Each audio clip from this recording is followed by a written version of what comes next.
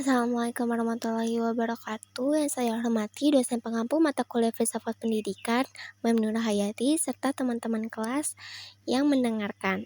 Perkenalkan, saya Salsabila Azahra. Hari ini saya mempresentasikan proyek saya, Filsafat Pendidikan, analisis wawancara kepala sekolah tentang dinamika dan arah pendidikan di era modern. Di sini kita bakal bahas bagaimana teori-teori filsafat yang sudah kita pelajari di kelas atau berhubungan langsung dengan dunia nyata di sekolah, khususnya lewat sudut pandang seorang pendidik di era digital ini. Kita mulai dari latar belakang dulu.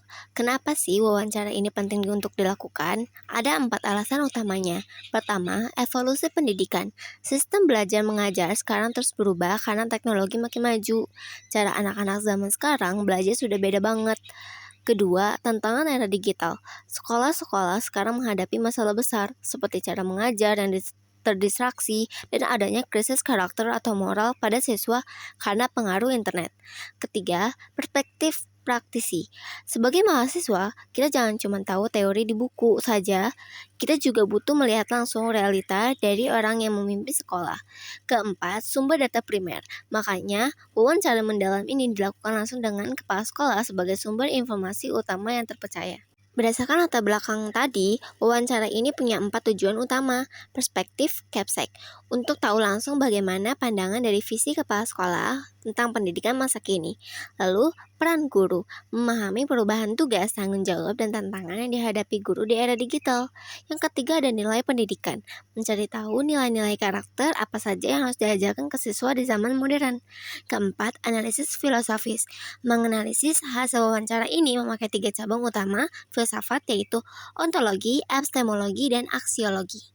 Hasil wawancara bagian 1. Sekarang kita masuk ke hasil wawancara di bagian pertama ini. Ada 2 poin penting yang diterapkan.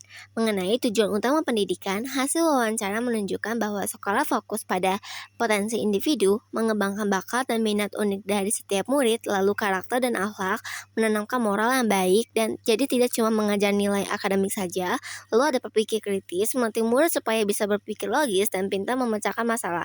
Lalu ada tantangan masa depan, menyiapkan generasi yang siap dan fleksibel menghadapi perubahan zaman. Lalu untuk peran guru di era digital, tugas guru sekarang sudah berubah menjadi: pertama, ada fasilitator utama, menjadi jembatan belajar, bukan lagi satu-satunya pusat informasi di kelas, namun bisa menjadi jembatan untuk anak-anak belajar. Yang kedua, navigator teknologi, membimbing murid agar bisa memakai gadget dan internet untuk hal-hal edukatif. Lalu yang ketiga, ada role model atau teladan, memberikan contoh perilaku dan budi pekerti yang baik. Selama di kelas, pendidik harus mencontohkan nilai-nilai yang baik dan dari perilaku kepada semua murid. Lalu yang keempat, ada saringan informasi, membantu murid memilah mana informasi yang baik dan buruk di internet. Lalu ada hasil wawancara bagian 2.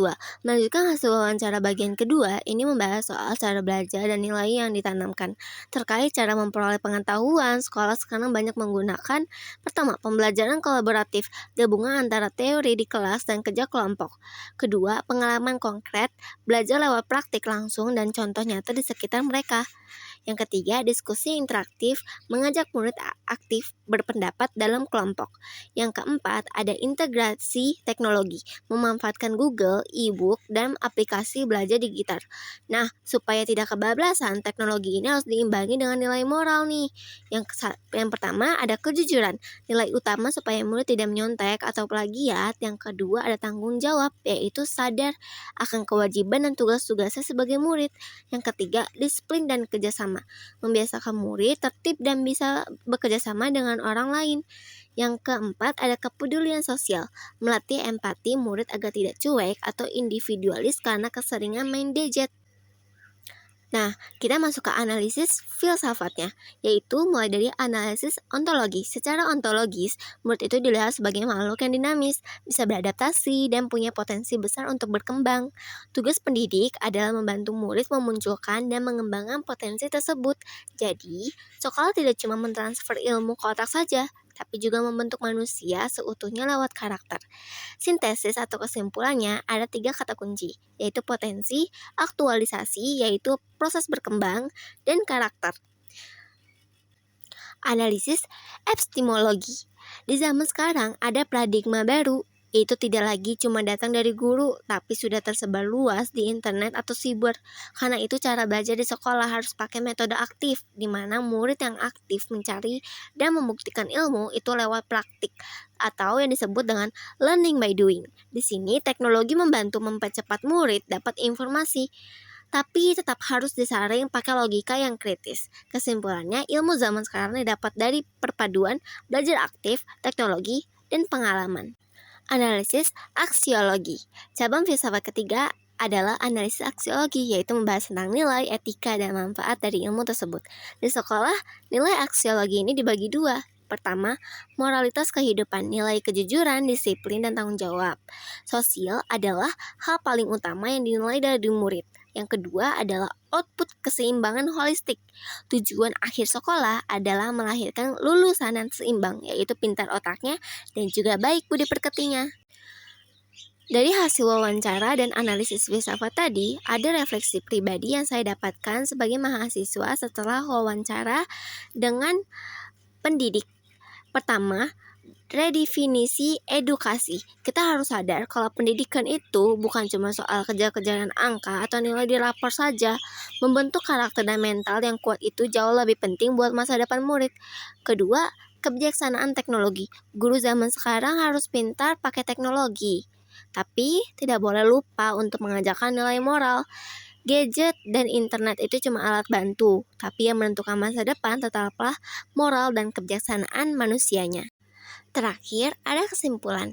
Ada 3 hal inti yang bisa kita dapatkan, yaitu pertama, pengembangan holistik. Tujuan utama sekolah adalah mengembangkan seluruh potensi murid, baik otak maupun hatinya. Lalu yang kedua, metodologi kolaboratif. Ilmu terbaik didapat lewat praktik nyata, diskusi, dan bantuan teknologi. Ketiga, jangka nilai. Di tengah majunya era digital, pendidikan harus tetap berpegang teguh pada nilai budi pekerti supaya tidak kehilangan arah. Sebagai penutup, ada kutipan bagus di slide ini. Pendidikan bukan hanya mengisi pikiran dengan tumpukan informasi, tapi juga membentuk karakter utuh manusia seutuhnya. Sekian presentasi dari saya. Terima kasih banyak atas perhatian yang sudah mendengarkan presentasi saya. Wassalamualaikum warahmatullahi wabarakatuh.